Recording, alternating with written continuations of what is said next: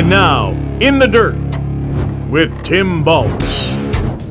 Welcome, ladies and gentlemen, for another installment of In the Dirt right here on YouTube. My name is Timmy Baltz. Glad you could join us here today. And once again, we want to thank our great sponsors, Disaster RX DKI, Rita Acres Family Campground, Thousand Islands Drone, and Alexandria Home Hardware. Well, we've got a ton of race results. We actually started earlier in the week, and racing happened throughout the week and throughout the weekend as well at many racetracks across the Northeast. So stay tuned right here. Remember, like and subscribe if you've not done so already. We certainly do appreciate your support, and click that share button as well and share it with all of your friends across social media. We'll be right back with more here on In the Dirt. Rita Acres is the place to be. It's vacation time. What are your plans for RVing and summer fun? Why not book now for your summer camping and RVing at Rita Acres Family Campground, Eastern Ontario's full-service camping facility, located on a UNESCO World Heritage Site known as the Rideau Canal, on a series of lakes joined by lock systems that links Kingston to Canada's capital city, Ottawa. Rita Acres is only 10 minutes from downtown historic Kingston. Here's what Rita Acres has to offer you and your family when you visit: the spacious pull-through campsites, trailers, and motorhomes, the swimming pool staffed with lifeguards, a beautiful beach to enjoy for a relaxing afternoon of fun and family, excellent fishing on Colonel By Lake, a boat docking facility for your fishing or pleasure craft, boats, canoes, and kayaks available for rent, a beautiful banquet hall for weddings or meetings to fit any occasion, 136 acres of outdoor adventure, hiking, biking, playground, swimming, fishing, horseshoes, basketball, and so much more. Make Rita Acres your camping destination this year. You better book now. We're filling up fast. Visit ritaacres.com or call 613-546-2711. Rita Acres is the place to be. Come on out, you'll see a vacated community. Well, we're back here on In the Dirt right here on YouTube. Remember, like and subscribe if you've not done so already. We certainly do appreciate your support. Well, what we did earlier this week is we had some big races going on. We had the Canadian Big Block Series opener at the Cornwall Motor Speedway, and it was a local small block regular that took the checkered flag and $10,000 plus an extra $1,000 for the top small block. Chris Raabe ended up picking up the victory over Tim Fuller and Eric Rudolph, some established big block regulars, and we managed to catch up with Mr. Raabe at the Brockville, Ontario Speedway, where he is also the track point leader in the Dirt Car 358 Modifieds, and Big G is down there in the dirt with Chris Raabe to talk about his huge win this past Thursday at Cornwall. Thanks, Tim. Here we are with Chris Raabe, who on Thursday of last week, as you've already announced, won a big race in Cornwall, Ontario. It was classified a Canadian Big Block Challenge, but there were a number of what they call small blocks. So Chris, first, congratulations. Yeah, thank you, Gary. $10,000 to win. Not a bad payout. No, I mean, anytime you get a win at Cornwall, it's always special. There's so many good guys there, and really racetrack to race at, plus track to win at. So, now, just for those viewers who are not racers, and I know we have a lot of racers, what was the difference between a small block that you were driving and actually the big blocks that were there? So the small blocks are, probably in the 570, 580 horsepower range, and then probably the big blocks, 850 plus. So they have quite a bit more power. The only thing is the small blocks, they're 50 pounds lighter. So anytime the track gets dry and slippery, carrying weight, definitely hurts you and affects the race car. So there's a lot of guys who opted to go with small blocks, and we were just able to, just fortunate to get it done. So racing a small block at a track like Cornwall, because it's smaller, and especially on a night where it was hot and dry, would that be an advantage to the small block? Well, I don't know about an advantage, but I think the biggest advantage is probably just being a local there and knowing how the track changes and when to move around. But there was a lot of the full-time guys, if you will, that brought small blocks as well. So it definitely wasn't a bad choice, that's for sure. Well, there's some big-time dirt racers there on Thursday night, and for you to have that kind of a win was really something. So How many wins is that this year now that the 01 team's got? So that's 6 on the year for this year. Well, that's pretty good, yeah. Any other big races coming up? There's actually another big one at Cornwall next weekend. They have Ontario-Quebec Challenge race. So we have that lined up, and then just our weekly stops at Mohawk and Brockville. Well, congratulations, Chris, and your 01 team. Great year, and what a big pay night. Not only did he win the $10,000, but he got another $1,000 bonus for being the first small block. Yeah, we'll take it. And like you said, it was a great night for our team. Everyone that works so hard, it's nice to see them be rewarded as well. Tim, back to you. I'll tell you what, Chris Raabe is one of the hottest drivers in modified racing right now across the Northeast. And we mentioned that race on Thursday at Cornwall. Other winners that night included Cedric Govro in the Sportsman division, and Josh Jock, making his return to racing, collected the Novice Sportsman checkered flag. We mentioned that there were drivers at the Brockville, Ontario Speedway, and one particular driver was looking for 3 in a row over there at the Boss on Saturday night. Chris Herbison was looking for his 3rd straight Dirt Car 358 modified feature win on the season. He is right in the thick of the battle for the track championship with Chris Raabe, Ryan Arbuthnot, and Kyle Dingwall. Big G was real busy this past weekend, and he caught up with Mr. Herbison, and actually the entire Herbison family. Check this one out. Big G, you're going to have fun with this one. All right, here I am. Thanks, Tim, with Chris Herbison, fastest guy at the Brockville Speedway in the last 3 weeks. Well, not counting tonight, but how long have you been racing, Chris? Over 25 years now. I did stop counting, so it's over 25 years now. So, have you won 50 races back-to-back 2 weeks in a row? No, I have not won back-to-back feature races 2 weeks in a row, but I did win twice on the same night feature races. Wow. Yeah, back in Sportsman, I won the first one, and then I won the second one. Yeah. Wow. Yes, but not modified, right? Modified is such a hard deal to be successful. Yes. Yeah. Yeah, that's for sure. Anybody could win here any night, especially at a bull ring like the Brockville Speedway, right? Absolutely. Last 2 weeks, man, you've been on a rail. Well, we've been trying. We worked hard. Like I said, we have a lot of good people around us, and that's what the main deal is. If you don't surround yourself with good people, it makes a world of difference to me, right? I saw a post today where it said, I guess somebody must have wrote and said something about racing's easy or whatever, and I saw the counter back saying racing is not easy. A lot of work, a lot of people. Absolutely. You have to have all your resources. You have so much going on. It's very important, right? So, yeah. Well, we're getting ready for hot laps here. There's a guy I want you to meet. Come in here. This old guy here. Yeah. This is the leader of the Herbison clan. That's right. And George raced when I was the announcer at the Kingston Speedway back in 1945. Okay, all right, I lied. A little later. 1969 to 1976, I was the announcer, and I used to call this guy's number. Now he's got his son and his grandson, Jared, who's also racing. So amazing. 3 generations. Yes. Pretty awesome. Yeah, listen, Tim, this is proof about a racing family here in Eastern Ontario. Back to you at the desk. Awesome. Well, there you have it, ladies and gentlemen. That is the Herbison family, and they are true racers. 3 generations of fantastic modified drivers, all great drivers in their era. Of course, we talked about all the racing results we have coming up. We talked about Brockville numerous times. Unfortunately, Chris Herbison did not get that 3rd win in a row, but Ryan Arbuthnot did get his 3rd Dirt Car 358 modified feature win of the season this past Saturday night at Brockville. Speaking of 3 wins, Jessica Power is on a roll in Dirt Car Sportsman, her 3rd win of 2022, putting her back in the thick of the battle for that track championship. She took the victory there. Sean Hodge, career win number 1 in Novice Sportsman. Jeff Humphrey invaded and won the special Street Stock feature, which paid a cool $300 to the winner there. Ryan Poole, victorious for a 3rd time in the Thousand Islands RV Crate Sprints. The Supernet Truck Shop Mini Stocks had the evening off.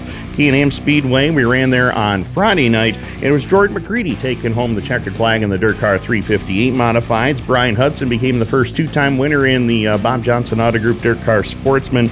Paul DeRutter claimed the victory in the Donath Motorworks Limited Sportsman. It was Tony Frezzo in the Marcia Gibbons TLC Real Estate Thunder Cars, and Logan Crisafulli, second win in the last 3 weeks in the Panther Framework 602 Crate Sprints. The Fabco Dirt Car Pro Stocks, by the way, they'll be back this coming Friday night. Well, once again, we've got some more race results coming up, and we'll take a look at some of the other results that happen across the family of racetracks. I want to thank Brian Page from Mohawk International Raceway for giving us these particular results. The Dirt Car 358 Modifieds had the night off, but it was Shane Pecor collecting the Mohawk International Raceway Sportsman Series event over there. Bruno Richard again in Dirt Car Pro Stock. You're going to hear a little bit more about him this coming show. He took another victory at Mohawk, his third of the season. Ty David, 2 wins on the year now in Novice Sportsman. Kevin Boucher-Carriere in Mod Light, and it was Jacob Fountain the winner in the Bandit division.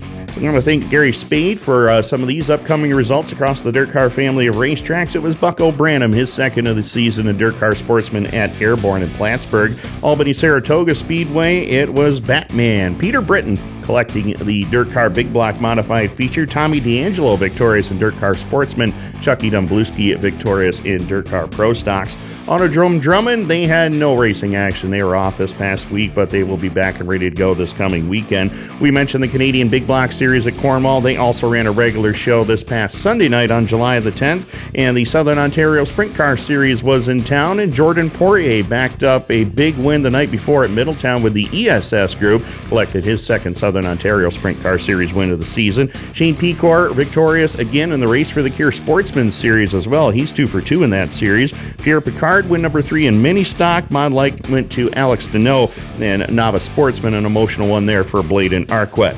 Fulton Speedway, Dirt Car 358 Modifying Action. RD3, Ronnie Davis III, former track champion, collected the win. In Dirt Car Sportsman, it was Wade Chrisman and Remington Ham winning his first race at Fulton on his 18th birthday. Congratulations to Remington. Genesee Fair Speedway, they were off this past Saturday. Glenridge Motorsports Park, it was Cody Oakes picking up the Dirt Car Sportsman checkered flag. Dirt Car Pro Stock Series again. Bruno Richard did it again, his first tour win in one of the limited starts he's had on the series. He told me earlier this year that he plans following it full time, and not a bad start to the season for Bruno Richard. Another win in Dirt Car Pro Stock. Ransomville Speedway 358 Modifying Action there. It was Chad Brockman collecting the win. The Dirt Car Sportsman had the night off due to the All-Star Sprint Car Series in town. Bear Ridge Speedway went to Mike Ryan, a Dirt Car Sportsman there. Tim Sears Jr. victorious at Brewerton in Dirt Car Big Block Modifying Action. Ryan Dolbear collected the Dirt Car Sportsman checkered flag. The Brighton Speedway, Aiden Fletcher was victorious in Comp 4. Brandon Mowat in Crate Late Model. Kyle Phillips won the Southern Ontario Sprint Car Series feature there, his first career series win. Carter Rhodes in mini stocks, and in the Thunder stocks it was Corey White. The Canadian Mods and the Stingers had the night off. Taking a look at some of the other race results that we have for you. Autodrome Granby with Steve Bernier collecting another checkered flag at Granby. Donovan Lucia, his first ever sportsman win as well. Pascal Payeur in the Pro Stocks, and Eric Dillette in Mod Light. Outlaw Speedway was Brett Buono in Dirt Car Sportsman. Land of Legends Raceway, former track champion Justin Hares collected his first win of the season in the Dirt Car Big Block Modifieds, and Matt Guerry back at Victory Lane in Dirt Car Sportsman. Lebanon Valley Speedway on the high banks, it was Brian Berger picking up the Dirt Car Big Block Modified checkered flag. The Dirt Car 358s had the night off, and it was Bad Chad Jessio, defending track champion in Victory Lane in Dirt Car Pro Stock. Humberstone Speedway, they had the night off, but they'll be back at the end of the month. Merrittville Speedway 358 Modified Action, win number 6 on the year for Matt Williamson in that particular division there. Cody McPherson collected the Dirt Car Sportsman checkered flag once again. Orange County Fair Speedway, Dirt Car Big Block Modified, Superman Shepherd back in Victory Lane. Jordan Poirier picked up the Empire Super Sprint feature win there, and John Backhorn, the winner in the Sportsman Division. Their 358 Modifieds had the night off. Thunder Mountain Speedway, one final result. It was Lance Willix, win number 2 of the season at Thunder Mountain in Dirt Car 358 action. Cody Jackson, the winner in Dirt Car Sportsman. Well, ladies and gentlemen, that wraps up all the racing results that we have for you on this week's program. We got a lot more racing action coming up this weekend, so stay tuned right here on In the Dirt. Remember, like and subscribe. We appreciate your support. We're coming right back. We arrived at the building just to see from the exterior wall that the front facade was coming undone and pushing forward away from the side wall. We were just in complete shock, didn't know how this occurred. A lot of people don't realize this, but every individual will at least have one disaster in their lifetime. And when this happens, they don't know what to do. By reaching out to a restoration professional before you have an emergency, it allows you to have some insight on what happens and what to expect. This will allow you to eliminate any kind of anxiety or stress you might go through when it happens. The restoration company came down immediately and took the steps necessary to create a safe environment, secured the building, and that allowed the engineers to go in and figure out what the cause of the damage was and figure out our next steps from there. Our people are fully trained and certified in all aspects of emergency response and disaster restoration. We handle everything from fire, flood, sewer backup, wind damage, tornadoes, earthquakes. Basically, we have people that are experienced in every field. There are two parts to a disaster that people don't realize. There's the emergency phase, where we come right away and stop the damages from happening. Then there's the repair phase, where we put everything back the way it was, like it never happened. And our company also offers a warranty, which will give you the comfort and peace of mind for as long as you own your property. From the get-go, Rex and his crew were able to bring in professional contractors to come in and rebuild the building in a timely fashion. The building now looks better than ever and is up to code. They were wonderful with me, just helping me navigate through my insurance coverages, working well with the insurance company and myself. They always constantly kept me in the loop as to what was happening next. And at the end of the day, it was just the peace of mind knowing that I was in good hands.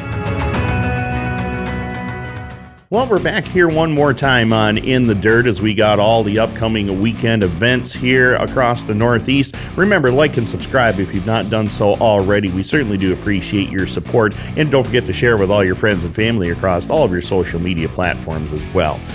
Regular action continuing this weekend at several racetracks. Can-Am Speedway will be back there once again this coming Friday night. Full show, 6 divisions in total. The Fabco Dirt Car Pro Stocks are back in action.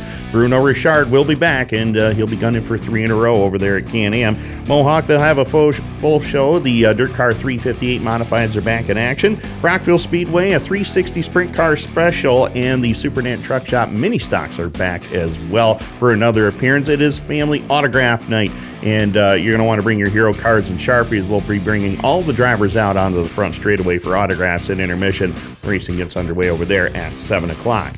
Airborne Speedway, full show for the Dirt Car Sportsman Division and other classes as well. Racing starts over there at 7 o'clock. Cornwall Speedway, full show there on Sunday as well. Racing gets underway at 6 p.m.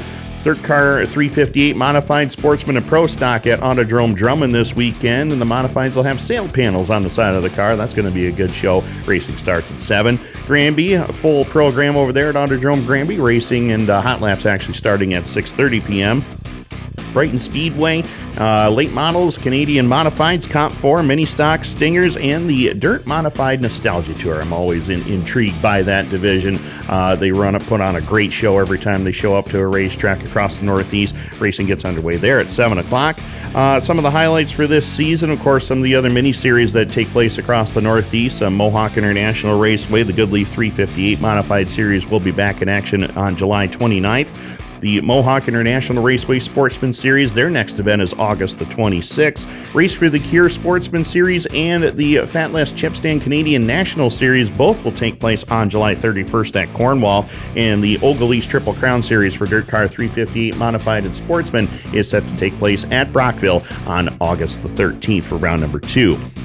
Taking a look at the Dirt Car Series, the Super Dirt Car Series Big Block Modifieds are set to go at the Big Diamond Speedway on July the 12th. Last week we had mentioned about the event at Bloomsburg Speedway, and later on that week it was informed by some of the Dirt Car officials that event has been canceled for 2022. They are redoing the surface on the racetrack in Bloomsburg and did not feel like they would have it ready in time for the big blocks to show up. So once again, unfortunately, the Bloomsburg event canceled for the Super Dirt Car Series. Dirt Car 358 Modifieds will be back in action there at the Thunder Mountain Speedway for our debut event there August the 10th. The Mohawk show was rained out in June on the 23rd, but will be rescheduled very soon.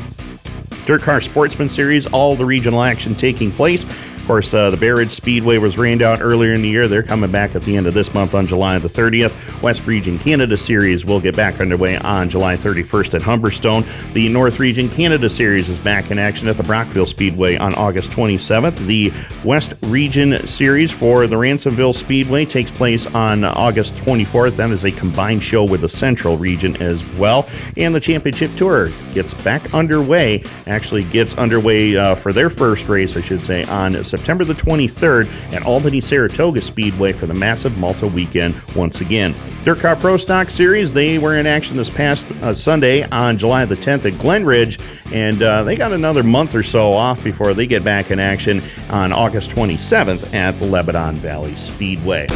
Well, ladies and gentlemen, that wraps up another edition of In the Dirt right here on YouTube. Glad you all could join us. I hope you're enjoying it because we certainly love bringing the action to you right here on our show. Want to thank Disaster RX DKI, Rita Acres Family Campground, Thousand Islands Drone, and Alexandria Home Hardware for their continued support here in 2022. Well, I'm getting packed up. I'm getting ready to go to the racetrack this weekend. We hope you're going to do the same thing. And next week, don't forget to join us. We're right back here on In the Dirt. We'll see you next time.